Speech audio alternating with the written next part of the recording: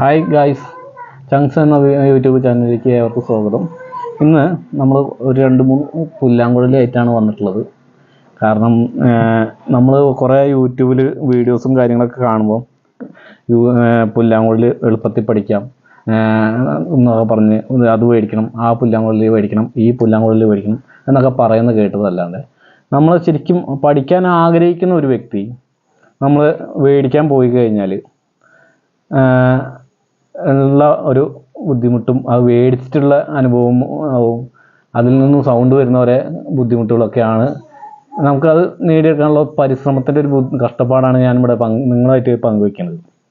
നമ്മളിപ്പം സ്വാഭാവികമായിട്ടും പുല്ലാങ്കുഴൽ ഈ പറഞ്ഞ പോലെ ഗുരുവായൂർ അവിടെയും ഇവിടെയൊക്കെ അമ്പലങ്ങളൊക്കെ പോകുമ്പോൾ ഇതിങ്ങനെ കുറേ എണ്ണം ബക്കറ്റിലൊക്കെ ആക്കി വെച്ച് കാണാറുണ്ട് അല്ലേ. എന്നാൽ അതൊന്നും അല്ല, യാഥാർത്ഥ്യത്തിൽ അതൊന്നും അല്ല നമുക്ക് ആവശ്യം. അതൊക്കെ വെറും വേസ്റ്റ് സാധനങ്ങളാണ്. ശരിക്കും അതിൻ്റെതായ വിലകളുണ്ട്. ഇപ്പം ഉദാഹരണം പറഞ്ഞാൽ ഇതൊരു കർണാടിക് പുല്ലാങ്കുഴലാണ്. ഇതിന് 8 ഹോളും ഊതുന്ന ഒരു ഹോളുമായിട്ട് അങ്ങനെ മൊത്തം ഹോളും 9 എണ്ണം കാണും. ഇത് പഠിക്കാൻ ആഗ്രഹിച്ചിട്ട് ഒരു അധ്യാപകൻ്റെ അടുത്ത് പോയി കഴിഞ്ഞാൽ ഈ പുല്ലാങ്കുഴൽ പഠിക്കാനാണ് പറയുക. ഇതിനെന്തോ 2BO അങ്ങനെ എന്തൊക്കെയോ ഒരു കണക്കൊക്കെ ഉണ്ട്. എന്താണെന്നും എനിക്കും വലിയ പിടുത്തമൊന്നുമില്ല.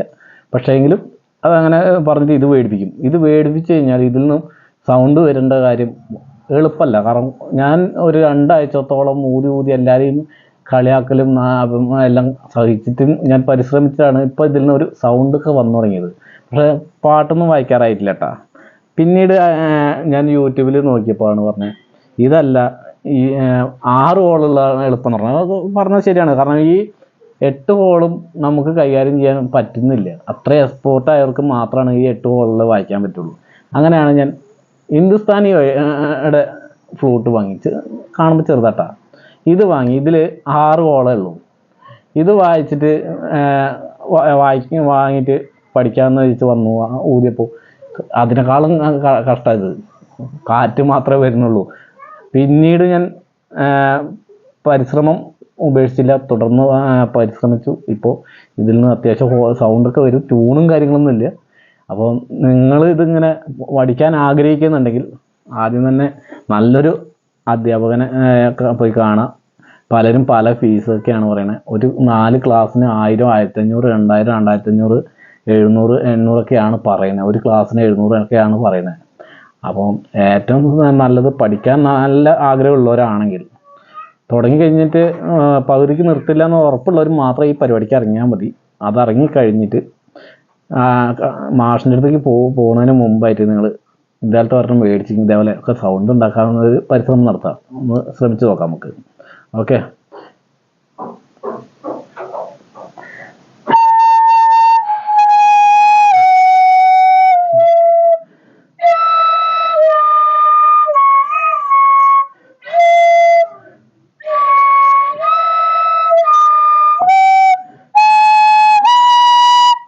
കണ്ടല്ലോ, ഈ സൗണ്ട് തന്നെ വരുത്താൻ വിട്ട പാട് എനിക്കറിയാം. ഒരുപാട് കഷ്ടപ്പെട്ടിട്ടാണ് ഈ വക സൗണ്ടൊക്കെ വരുത്തിയത്. എൻ്റെ ക്യാമറമാൻ വരെ ഇപ്പോൾ ഇരുന്ന് എന്നെ കളിയാക്കിക്കൊണ്ടിരിക്കുകയാണ്. ഇനി നമുക്ക് ഇതാണ് ഞാൻ ആദ്യം മേടിച്ചത്. ഞാൻ പറഞ്ഞല്ലോ, ഇതിൽ നിന്നും സൗണ്ട് വരുത്തുന്ന കാര്യം കുറച്ച് ബുദ്ധിമുട്ടായിരുന്നു. എന്നാലും നമുക്കൊന്ന് പരിശ്രമിച്ച് നോക്കാം. അപ്പം നിങ്ങൾക്ക് എനിക്ക് പറയാനുള്ളത് ഇത്രയേ ഉള്ളൂ. നിങ്ങൾ പഠിക്കാൻ ആഗ്രഹിക്കുന്നവരാണെങ്കിൽ പകുതിക്കിട്ട് പോകരുത്, തുടർന്ന് പരിശ്രമിക്കണം. കുറേ ആൾക്കാർ കളിയാക്കാനൊക്കെ ഉണ്ടാവും, അതൊന്നും മൈൻഡ് ചെയ്യേണ്ടതായില്ല. കണ്ട, ഒന്നും വന്നില്ല.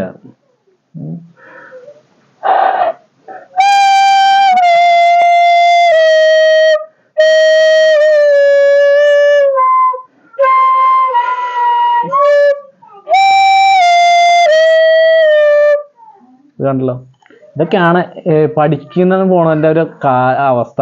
ഇങ്ങനെയൊക്കെ ഒരു സൗണ്ട് വന്നതിന് ശേഷം ഏതെങ്കിലും ഒരു അധ്യാപകനെ സഹായം കൂടെ ഉണ്ടെങ്കിൽ മാത്രമാണ് ഈ 1 മുതൽ 8 വരെ ഒരു കണക്കൊക്കെ പറയുന്നുണ്ട്, അത് നമുക്ക് ശരിയാക്കാൻ പറ്റുള്ളൂ എന്നുള്ള പറഞ്ഞുകൊണ്ട് തന്നെ ഈ വീഡിയോ ഞാനിവിടെ അവസാനിപ്പിക്കുന്നു. ഈ വീഡിയോ കണ്ട് ഇഷ്ടമായാൽ ലൈക്ക് ചെയ്യാൻ മറക്കരുത്.